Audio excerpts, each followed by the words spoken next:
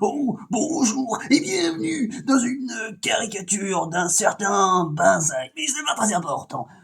Non, bon, plus sérieusement, ça commence très bien. Alors, plus sérieusement, revenons-en aux choses sérieuses. Je sais pas si vous avez déjà remarqué, mais... Faux.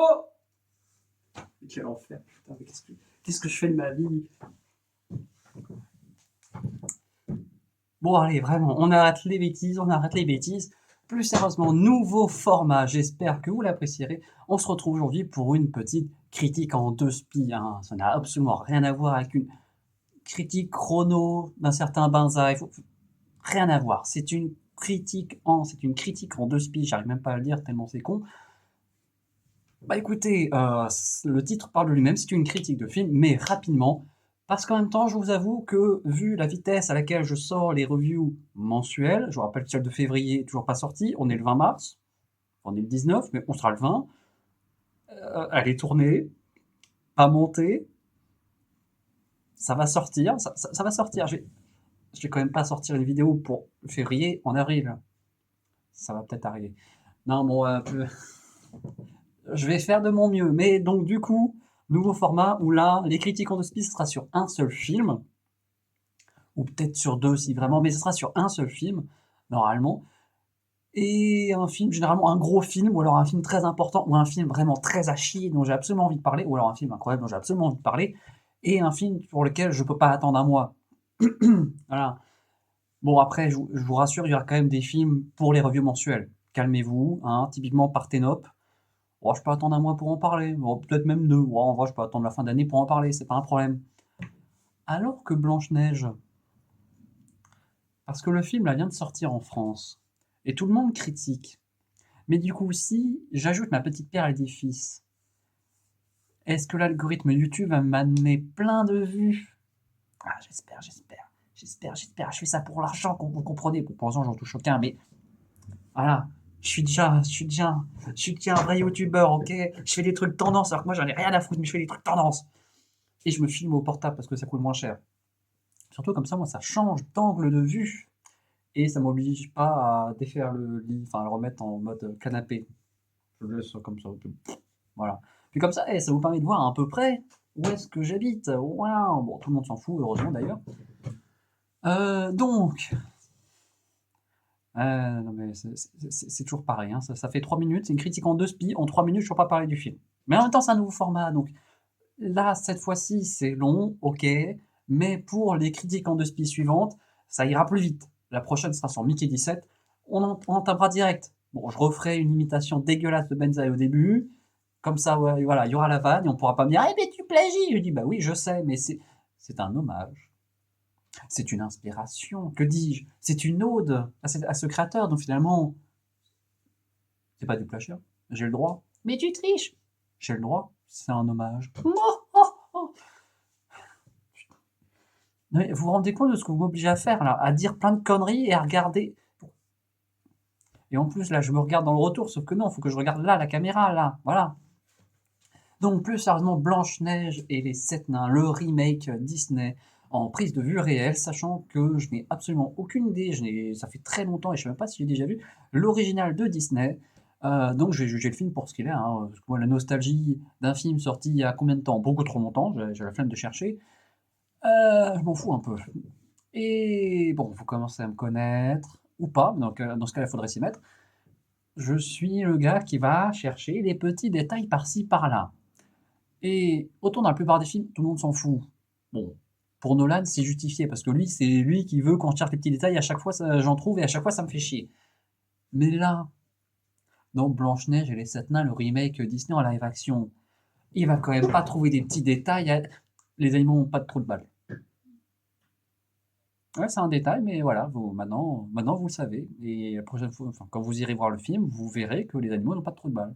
Tout le monde s'en fout, c'est un détail dont tout le monde se fout, mais voilà. Ah oui, puis la reine, elle a des Bene Gesserit chez elle. Non, bon, ça, c'est pas un détail, parce que c'est juste. Ça m'a fait un peu bizarre de voir la chanson de la reine, qui est dégueulasse d'ailleurs, disons-le.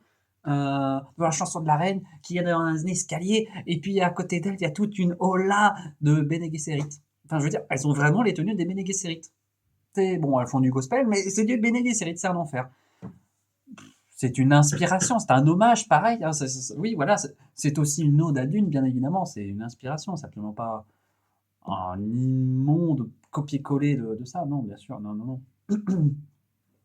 Bon, après, plus sérieusement, je vais pas non plus parler, enfin, je vais pas non plus dire ce qui a été dit par tout le monde, c'est-à-dire que quelqu'un qui s'appelle Blanche-Neige, dont le principe c'est d'avoir la peau blanche comme la neige et les joues rouges, très rouges, genre pimpant, à prendre quelqu'un qui a pas non plus une peau vampirique, eh, voilà, genre moi j'aurais été mieux casté pour Blanche-Neige parce que je suis blanc comme un cul.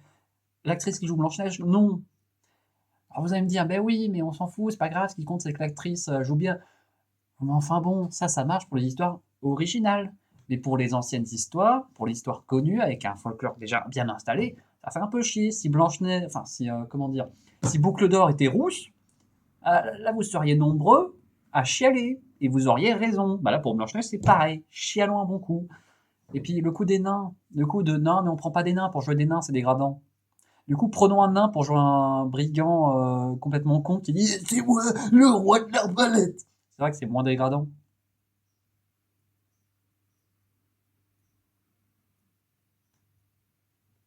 Oui, c'est vrai.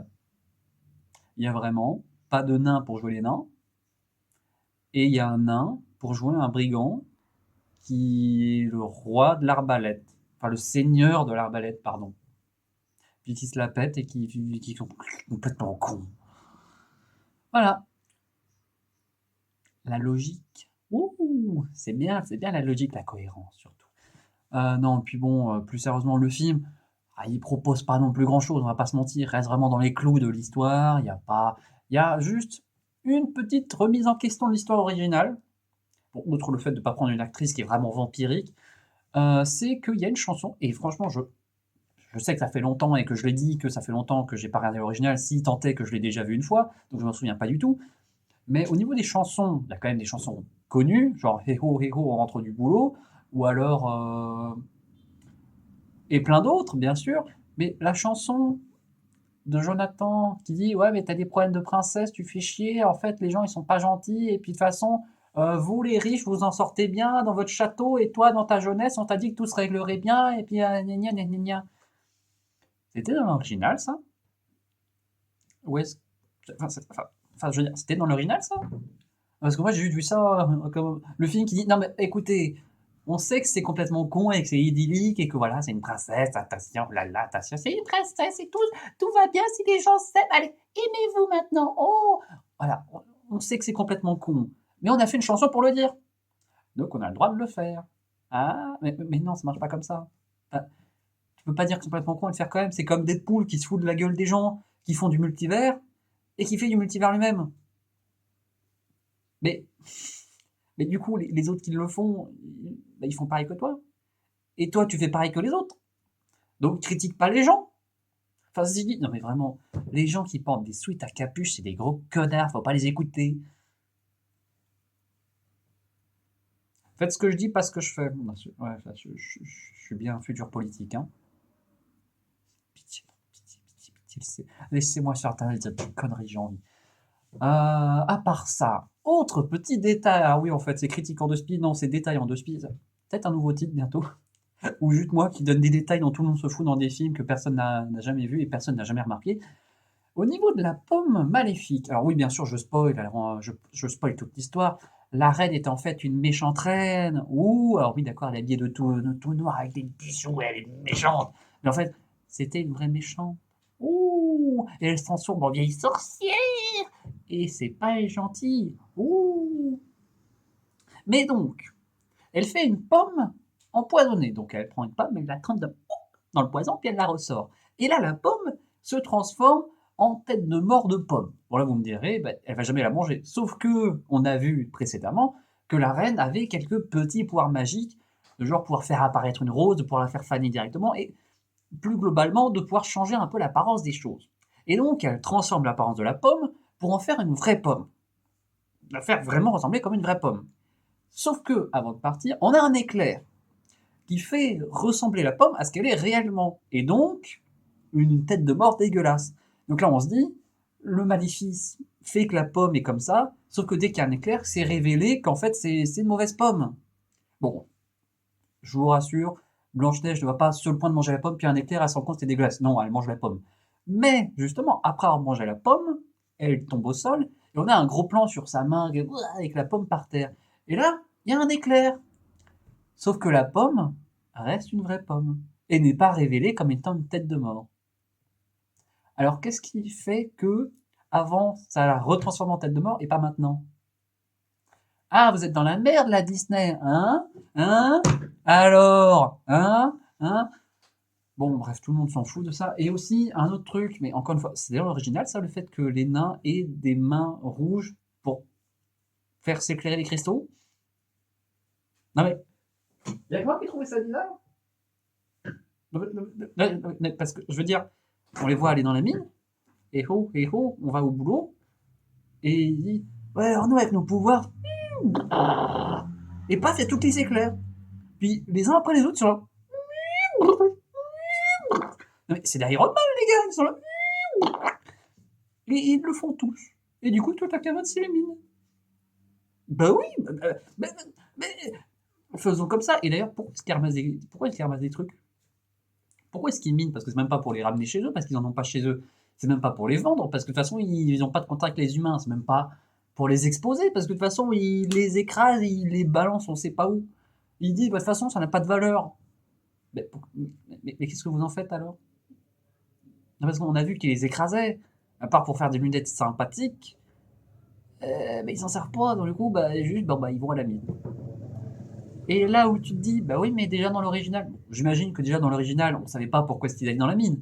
Mais bon, il y a le folklore que les nains, ils aiment bien les joyaux et tout, patati patata. Sauf que dans le truc original, je pense, enfin, j'imagine qu'on s'en foutait, que juste c'était comme ça, et puis paf, et puis il n'y a pas de problème. Sauf que là, maintenant, vu qu'ils essayent d'expliquer que en fait, ils en font ci parce que ça, mais qu'en fait, ça va nulle part, bah, ça crée un problème. Ils se sont créés un problème eux-mêmes. Pareil, dans le fait de ne pas vouloir prendre un nain pour jouer des nains. Mais après, pourquoi est-ce que tu prends un nain pour jouer à un brigand? Non mais, dans ce cas-là, prends pas de nain, tout simplement. Si tu penses que c'est dégradant de montrer un nain, ah non, attention, on montre un nain dans un film, oh là là, mon Dieu, c'est terrible. Mais pourquoi tu prends un nain pour jouer un brigand? Puis, de toute façon, si prendre des nains pour jouer des rôles de nains, c'est dégradant, prendre des humains pour jouer des rôles d'humains, c'est dégradant, autant prendre des robots, hein. Hein? Ça vous y attendez pas, ça, Disney, hein? Mouché!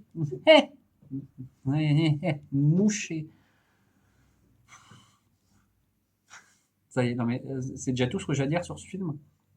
Voilà, là, j'en suis sur presque un quart d'heure d'enregistrement, mais je suis sûr, je parle du film 5 minutes, parce qu'en gros, il y a rien à dire. À part à dire que les animaux n'ont pas de trou de balle, et que l'éclair, ça marche une fois sur deux, et que les nains font... C'est tout, il n'y a rien d'autre à dire sur ce film. Enfin, je veux dire, il est là. Alors, s'il y a un truc, les chansons. Bon, déjà, la première chanson, il y a la synchro labiale qui est immonde. Oh là là là là. C'est un enfer. Alors, je sais bien que, déjà en temps normal, quelqu'un qui parle anglais, mettre une voix française par-dessus, la synchro labiale n'est pas toujours là. Mais bon, maintenant, on fait des efforts, on sait mieux faire, on fait attention. Ça fait plus les Gabriel Knight. Ah, voilà, heureusement. Mais dans les chansons, c'est toujours un peu plus compliqué parce que quand en anglais, t'as des mots, t'as une succession de mots rapides, alors qu'en français, on peut résumer ça en un mot. Genre, I want to throw myself out the window. Je veux me défenestrer. Voilà. En anglais, tu dis ça en 20 mots. En français, tu dis ça en 2. Bon, évidemment, c'est pas le même contexte. Voilà, bien sûr. N'y voyez pas de message caché. Pitié non, pitié non. Mais en chanson, c'est toujours plus compliqué. Mais encore, ça va. Et en plus, dans les chansons d'après, c'est pas non plus si catastrophique. Alors, c'est pas parfait, c'est clairement pas ouf, mais ça va, c'est pas catastrophique. Mais par contre, la première chanson, quelle est horreur! Mais vraiment, ah blabla, je veux un monde, ah blabla, faites un effort, ou alors changez complètement les paroles, changez complètement le sens, je sais pas, faites comme Let It Go, qui n'a rien à voir avec Libéré, Délivré, faites comme Whole New World, qui n'a rien à voir avec Un Rêve Bleu, ça n'a rien à voir, mais ça transmet un message à peu près pareil, et de toute façon, l'intention est la même. Mais là, ils ont voulu garder les mêmes paroles, les mêmes trucs, les mêmes expressions, les mêmes trucs, mais du coup, ça marche pas, parce que du coup, la synchro labiale, elle est immonde! Et bon, je me répète, je l'ai déjà dit, mais bon, voilà, c'est à peu près tout ce qu'il y a à dire sur le film. Il fait ce qu'on attendait de lui, c'est-à-dire, il fait des trucs bêtes, il se crée ses propres problèmes, mais à part ça, puis les chansons sont trop longues aussi. Alors ça vraiment, la première chanson, elle dure 3 plombs pour rien. La deuxième chanson, bah, elle dure 3 plombs pour rien. La troisième, je m'en souviens plus. La quatrième, elle dure 3 plombs pour rien, quoi. Oh là là, enfin, je veux dire, les nains, alors d'accord, ils sont bien gentils, les nains, mais bon, avoir héros pendant 5 minutes. Oh là là, ah bah oui, mais non, c'est pas pendant 5 minutes parce qu'il s'interrompt en plein milieu, mais il chante, enfin, il parle en chantant, et du coup, ça crée un effet de succession, et du coup, tu as l'impression d'avoir une chanson de 5 minutes. C'est un enfer, ça dure beaucoup trop longtemps, et pour pas grand-chose, quoi. Enfin, je veux dire, systématiquement, quasiment, le dernier couplet, c'est juste, bon, ça redit à peu près ce qui a été dit avant. Et tu dis, bah oui, mais les chansons, c'est toujours comme ça. Oui, mais ça veut dire qu'il n'y en a pas eu 5 couplets avant. Dans Bohemian Rhapsody, ça peut durer 6 minutes parce que chaque couplet veut dire un truc différent. Tu mets assis seul sur un banc 5 minutes avec toi et que tu le répètes 5 fois de façon différente, bah ça marche pas. Tu peux le faire 3 fois, ok. 5 fois, non. Mistral gagnant qui dure 6 minutes, c'est chiant. Parce que tu aurais 6 minutes de la même suite de piano, tu aurais 6 minutes de juste un gars qui dit t'es ma fille, et puis je suis vieux, et puis on faisait que ça avant. Ah ouais, vous entendez là les vieux du public là? Ouais, c'est pour vous. Mais 3 minutes, c'est bien.